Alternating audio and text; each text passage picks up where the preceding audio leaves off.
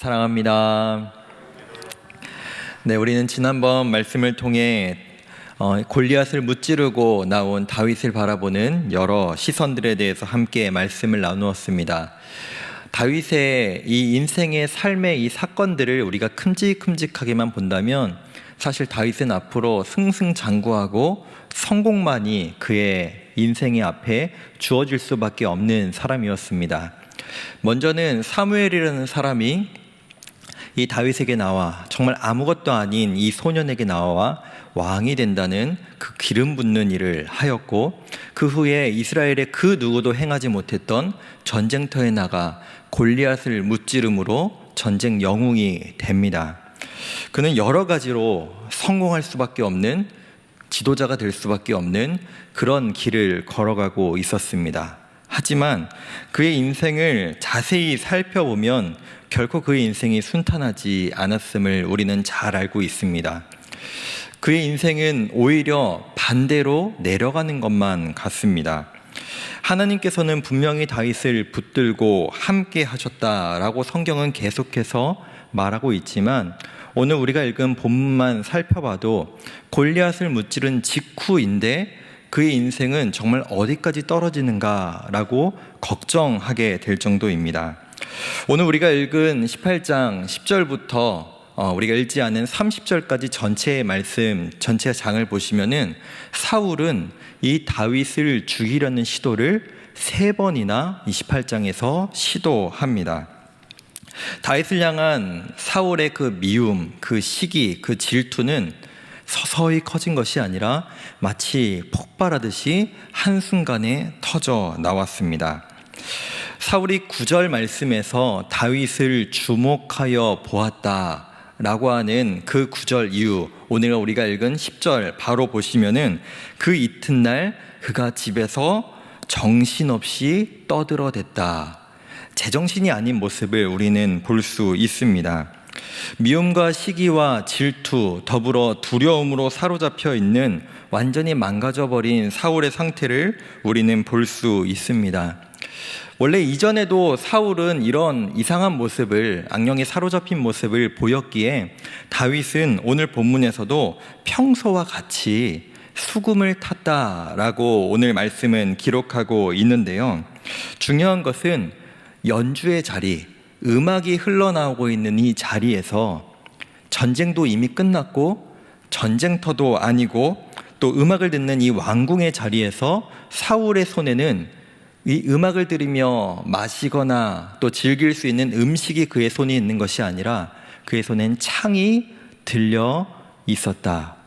정말 어울리지 않는 물건이 그의 손에 들려져 있음을 우리는 볼 수 있습니다. 이것만 보더라도 사울은 지금 그의 마음속에 무엇이 가득한지를 우리는 쉽게 유추해 볼 수 있는 것입니다. 이전에는 다윗이 연주를 하면 사울의 마음이 상쾌해지고 나았었지만, 이제는 사울은 이 연주가 이뤄지고 있는 이 장소마저도 두려움의 그의 장소로 바뀌어 창을 들고 있는 모습인 것이죠. 그래서 결국 11절을 보시면 사울은 이 다윗을 향해 자신을 치유하고 자신을 낫게 하고자 하는 이 다윗을 향해 창을 2번이나 죽이려고 던졌다라고 기록되어 있습니다. 다행히 다윗이 이 창을 2번이나 잘 피하는 것으로 이 일은 마무리가 되었지만, 이 이후에 다윗이 어떻게 반응했는지는 자세히 기록되어 있지는 않습니다. 그 이후에 사울은 더욱더 의도적이고 계획적으로 집요하게 다윗을 죽이기 위해 계획을 세웁니다. 사실 창을 던진 것은 그 악령의 그를 사로잡았기에 그가 우발적으로, 감정적으로 다윗에게 창을 던졌다라고 어떻게 보면 이해할 수 있지만, 이제 이후로 사울이 다윗을 죽이려는 계획을 짠 것은 지극히 그가 의도적임을 볼 수 있습니다. 사실 다윗은 이미 18장 5절에 보시면은 사울이 다윗을 군대의 장으로 삼았다라고 하는 성경의 구절을 우리는 볼 수 있습니다. 즉, 전 군대의 지휘관으로 삼았다라고 하는 표현인데, 13절을 보시면은 이제는 사울이 그를 군대의 장이 아니라 천부장으로 삼아서 멀리 떠나 보냈다라고 기록하고 있습니다. 쉽게 말해서 일단 다윗은 철저하게 좌천당하고 그의 지위가 강등되었음을 우리는 볼 수 있습니다. 보통 사람이 다윗의 입장이 된다면 얼마나 황당하고 억울하고 마음이 답답했을까요? 자기를 군대의 장으로 삼은 지 얼마나 됐다고, 얼마 시간이 지나지 않았는데도 자신에게 갑자기 창을 던지질 않나, 군대의 장이었던 자신을 천부장으로 삼아서 변방으로 보내질 않나, 그 마음이 얼마나 답답했을까라는 생각을 해봅니다. 왜냐하면 아무도 나서지 못하는 그 블레셋과의 전투에서 그 소년 다윗이 나타나 그 골리앗을 무찔렀던 것, 다윗 자신도 너무나 잘 알고 그것이 얼마나 큰 공인지 왜 다윗이 몰랐겠습니까? 그리고 심지어 다윗은 사울을 향해서 어떤 나쁜 마음, 딴 마음을 먹었던 것도 아니고, 오늘 말씀을 보시면 이제 군대의 장으로 세워질 만큼 높은 자리에 오른 다윗이지만 그럼에도 불구하고 사울이 악령으로 시달릴 때 평소와 평일과 같이 그의 앞에 나와 수금을 타는 그의 모습은 어떻게 다윗이 딴 마음을 먹고 사울 향한 충성심이 없다라고 판단할 수 있을까요? 그런데 다윗이 그 상황에서 어떻게 하였는가? 우리 함께 13절과 14절을 함께 보도록 하겠습니다. 그러므로 사울이 그를 자기 곁에서 떠나게 하고 그를 천부장으로 삼음에 그가 백성 앞에 출입하며 다윗이 그의 모든 일을 지혜롭게 행하니라. 여호와께서 그와 함께 계시니라. 아멘.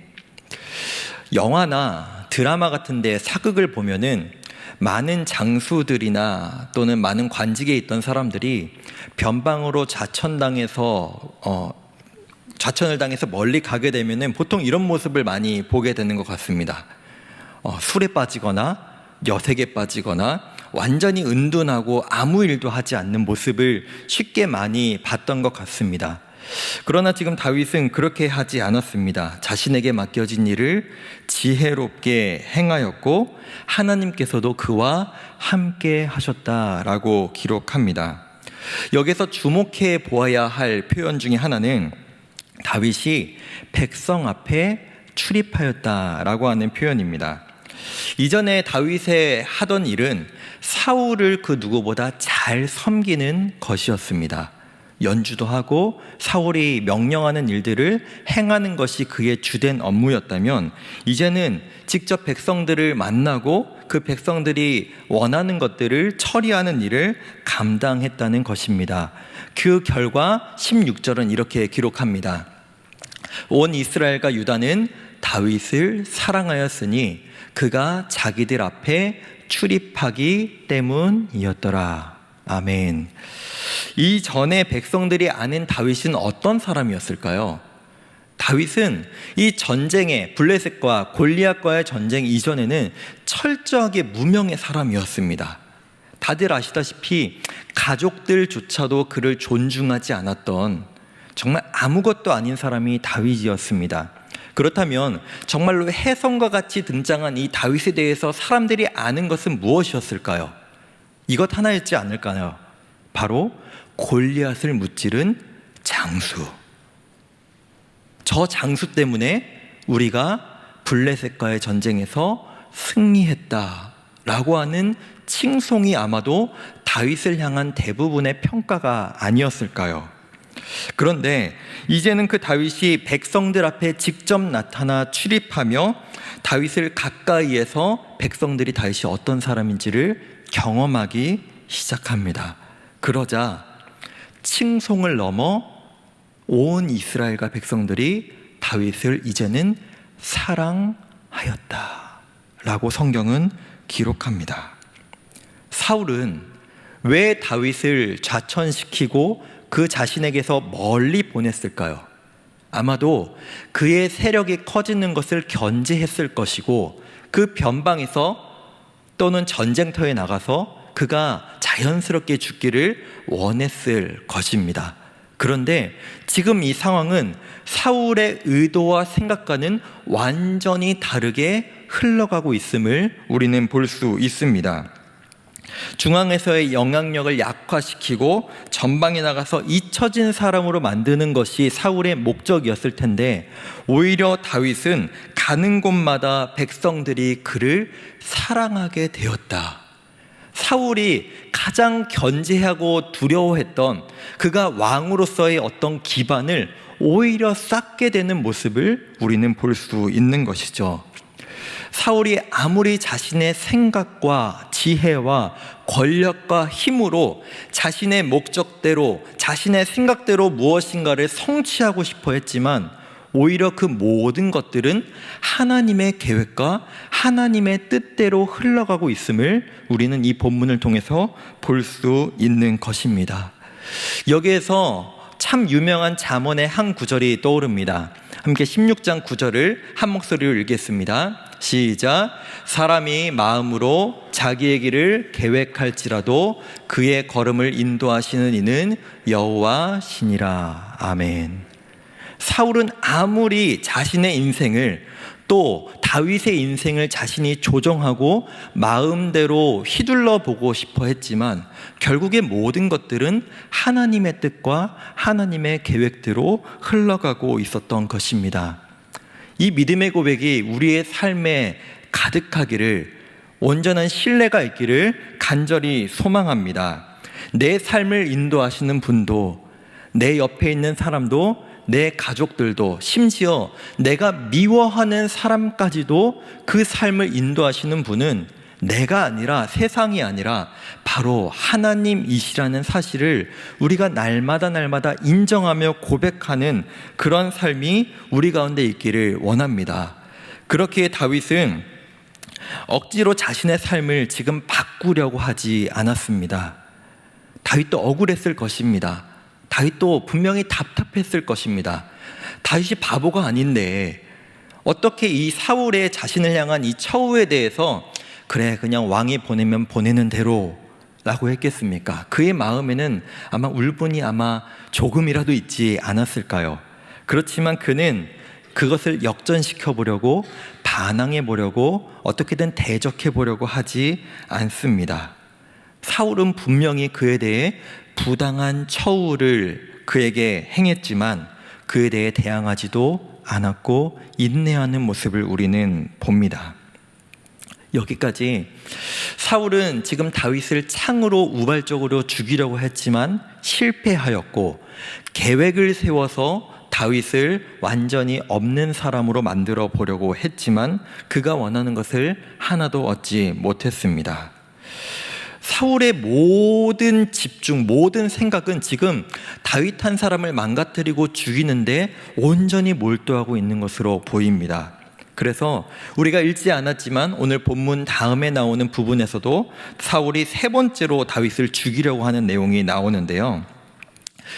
사울은 골리앗을 죽인 사람에게 세 가지의 조건을 겁니다. 만약에 골리앗을 죽이면 내가 이 세 가지를 주겠다. 첫 번째로는 많은 보상, 많은 금과 은을 허락할 것이고, 두 번째로는 자신의 사위로 삼을 것이며, 또 그의 집안의 세금을 탕감해 주겠다, 면제해 주겠다라는 공약을 겁니다.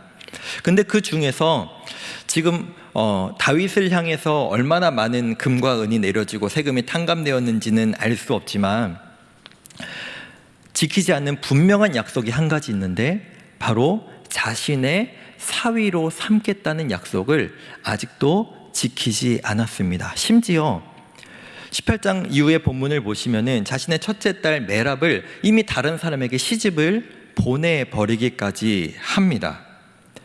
다윗은 지금 더 이상 어떤 일을 하지 않아도 이미 골리앗을 무찔렀다는 그 이유 하나만으로 사울의 사위가 될 자격을 갖추었습니다. 그런데 지금 여기에서 사울은 한 가지 조건을 겁니다.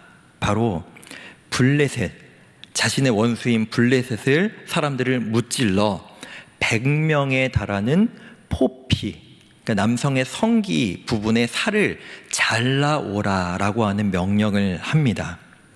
이 명령은 너무 노골적이었습니다. 다윗은 이걸 사실 하지 않아도 사위가 될 자격이 이미 충분합니다. 그럼에도 불구하고 이런 명령을 내렸던 것, 너무나 분명한 목적이 있었죠. 함께 25절을 읽어볼까요? 25절입니다. 제가 읽겠습니다. 사울이 이르되 너희는 다윗에게 이같이 말하기를 왕이 아무것도 원하지 아니하고 다만 왕의 원수의 보복으로 블레셋 사람들의 포피 100개를 원하신다 하라 하였으니 이는 사울의 생각에 다윗을 블레셋 사람들의 손에 죽게 하리라 함이라. 너무 명확한 목적을 가지고 있었습니다. 미갈, 둘째 딸 미갈은 다윗을 마음에 들어 했다라고 성경에서 분명히 기록합니다.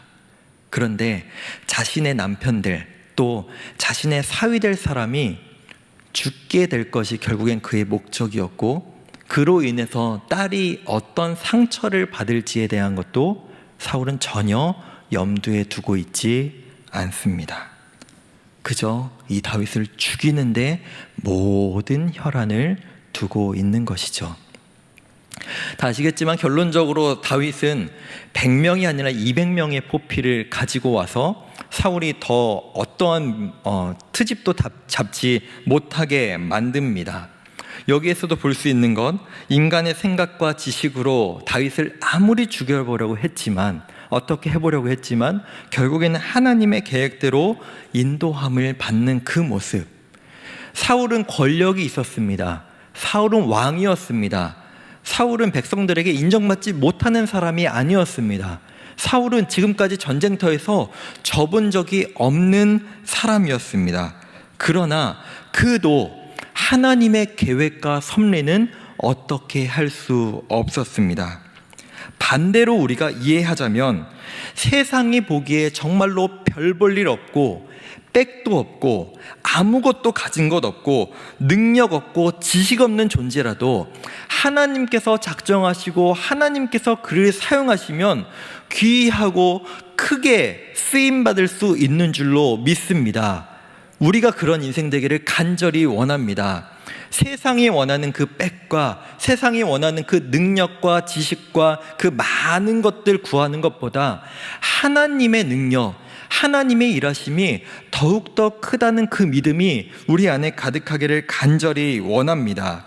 또한 다윗도 그 믿음의 고백 가운데 그 인도하심에 따라 하루하루를 살아갔습니다. 그런데 사울은 여전히 하나님의 뜻을 거스르고 자신의 욕심을 채우고 자신의 왕권을 빼앗길 것에 대한 두려움에 사로잡혀 하루하루를 살아가고 있습니다. 사울은 왕입니다. 그가 그러나 사로잡혀 살아갔던 것은 바로 이런 것이었습니다. 우리가 오늘 본문을 다시 한번 함께 보도록 하겠습니다. 여호와께서 사울을 떠나 다윗과 함께 계심으로 사울이 그를 두려워한지라. 15절, 사울은 다윗이 크게 지혜롭게 행함을 보고 그를 두려워하였으나. 29절입니다. 사울이 다윗을 더욱 두려워하여 평생의 다윗의 대적이 되니라. 사울은 왜 다윗을 죽이고 싶어 했을까요? 아마도 그 시작이 두려움이었을 것입니다. 저 다윗이 내 왕권을 빼앗아가면 어떡하지? 내 왕위가 저 다윗에게 빼앗기면 어떡하지? 라는 그 두려움. 그 두려움을 어떻게든 해결해 보려고 다윗을 어떻게 해보고자 했지만 우발적으로 때로는 계획적으로 그를 죽이고자 자신의 힘과 능력과 권력을 가지고 어떻게 해보고자 했지만 결국 그에게 돌아온 것은 다시 한번 뭐였을까요? 더욱 그에게 두려움이 커져 버렸다라는 것이었습니다. 반대로 사울은 그처럼 다윗을 죽이려고 했지만 오늘 18장에서만 3번이나 다윗을 죽이려고 했지만 그 가운데 나오는 다윗의 모습, 다윗의 반응, 다윗의 상황은 어떠했을까요? 우리 다시 한번 말씀을 보도록 하겠습니다. 12절, 여호와께서 사울을 떠나 다윗과 함께 계심으로. 14절, 여호와께서 그와 함께 계셨고. 28절, 여호와께서 다윗과 함께 계셨으며. 또한 14절과 30절은 이렇게 기록합니다. 그는 지혜롭게 행했고 더 지혜롭게 행했다라고 성경은 기록합니다. 오늘 말씀을 보았을 때 사울은 점점 더 두려워하였고 다윗은 하나님과 함께 동행하며 지혜롭게, 마지막에는 더 지혜롭게 행했다라고 성경은 기록하고 있습니다. 그렇다면 하나님과 함께하며 지혜롭게 행했다라고 하는 이 성경은 무엇을 의미할까요? 다윗은 자신에게 창을 2번이나 던지는 사울에 대해서, 그 사울 왕에 대해서 어떠한 액션도 취하지 않았습니다. 전 군대의 지휘관에서 천부장으로 좌천되고 강등되었을 때도 그는 어떠한 불만도 어떠한 반항도 하지 않았습니다. 원래 약속되어 있던 그 사위가 된다는 그 약속에도 사울이 지키지 않았을 때, 또 새로운 조건을 달았을 때 다윗은 그냥 사울이 명령하는 대로, 원하는 대로 순종하여 행하는 모습을 우리는 볼 수 있습니다. 얼마나 억울할까요? 얼마나 답답할까요? 말이 그렇지, 우리에게 너무나 익숙한 본문이어서 그렇지, 저나 우리 성도님들이 이 다윗과 같은 상황에 처한다고 한번 생각해 보시면 매일매일 잠을 이룰 수 있을까요? 아니, 내가 이 나라에 한 게 어떤데, 아니 내가 왕을 위해서 충성을 다한 게 어떤데 어떻게 나한테 이렇게 대할 수가 있지? 어떻게 나를 이렇게 멸시천대할 수가 있지? 아니 왜 나를 못 잡아먹어서, 못 죽여서 안달이지? 이 마음이 왜 다윗에게 없었을까요? 다윗은 안 억울했을까요? 다윗은 안 슬펐을까요? 다윗은 화가 나지 않았을까요? 그렇지만 그는 그럼에도 불구하고 그 억울하고 고통스럽고 불의한 상황에서도 악의 길을 걷지 않았던 것, 그것이 바로 다윗이 하나님과 함께하며 지혜롭게 행한 모습이었던 것인 줄로 믿습니다. 사랑하는 성도 여러분, 우리는 때로는 이렇게 얘기합니다. 내 감정대로. 이게 당연한 거 아니야? 아니 사람인데 이렇게 행할 수 있는 거 아니야? 이렇게 말할 수 있는 거 아니야? 라고 하는 것들이 때로는 우리 삶에 너무나 많이 나타날 때가 있는 것 같습니다. 그런데 그 삶이 과연 하나님과 동행하는 인생이 맞을까요? 그것이 과연 하나님이 말씀하시는 지혜로운 행동이 맞을까요? 다윗이 사울에게 반항하고 대항할 만한 근거와 이유를 우리는 이 본문들에서 충분히 찾고도 찾고 찾을 수 있지만, 그가 그렇게 행하지 않았던 것, 그것이 그가 지혜롭게 행했고 하나님과 함께 했다는 것이 가능하다는 것처럼 우리 또한 그런 인생을 살아가야 할 줄로 믿습니다. 그렇다면 연약한 우리가 과연 어디에서 그 힘과 능력과 원동력을 얻을 수 있을까요? 어떻게 우리는 다윗과 같이 악의 길을 걷지 않을 수 있을까요? 우리에게 너무나 익숙한 시편 1편 1절과 2절을 우리 한 목소리로 함께 읽도록 하겠습니다. 시작. 복 있는 사람은 악인들의 꾀를 따르지 아니하며 죄인들의 길에 서지 아니하며 오만한 자들의 자리에 앉지 아니하고 오직 여호와의 율법을 즐거워하여 그의 율법을 주야로 묵상하는도다. 아멘. 저는 오늘 본문을 묵상하며 또 설교를 준비하며 이런 대조점을 한편으로는 발견했습니다. 오늘 본문 10절에 처음에 보시면은 이런 구절이 있습니다. 사울은 그 두려움 속에 다윗을 향한 시기와 미움과 질투라는 그 감정에 사로잡혀 정신없이 떠들어댔다라고 성경은 기록합니다. 그러나 다윗이 악인의 꾀를 따르지 아니하고 죄인의 길에 서지 않았던 것은 오늘 본문의 말씀처럼 또 이 시편의 말씀처럼 여호와의 말씀을 그의 입에서 떠나지 않았기 때문에, 하나님을 두려워했기 때문에 하나님의 말씀에 순종하는 삶을 살았기 때문이라고 믿습니다. 말씀을 맺겠습니다.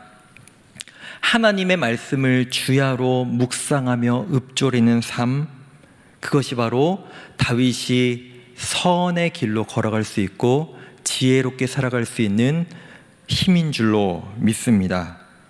우리 또한 우리의 인생에서 그러한 지혜로운 자로, 하나님과 동행하는 자로, 내 감정, 내 생각, 내 욕심, 내 힘대로 휘둘르며 살아가는 인생이 아니라, 가능하지만, 할 수 있지만 하나님 앞에서 잠잠하게 더욱더 낮아지며 하나님의 뜻대로 행하는 그 지혜로운 자, 그 모습이 저와 우리 성도님들의 모습이 되기를 간절히 소망하며 축복합니다.